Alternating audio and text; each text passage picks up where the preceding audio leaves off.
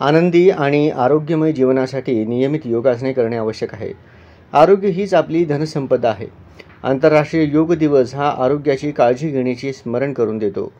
योगाच्या शास्त्रीय माहितीसाठी केंद्रीय संचार ब्युरोचे मल्टीमीडिया प्रदर्शन अत्यंत उपयुक्त आहे, असे प्रतिपादन NTPCचे मुख्य महाव्यवस्थापक तपनकुमार बंदोपाध्याय यांनी आज येथे केले. माहिती आणि प्रसारण मंत्रालयाच्या केंद्रीय संचार ब्युरो यांच्या वतीनं हरिभाई देवकरण प्रशालेच्या मुळे सभागृहात मल्टीमीडिया चित्र प्रदर्शनाचे उद्घाटन जिल्हा माहिती अधिकारी सुनील सोनटक्के यांच्या हस्ते करण्यात आले.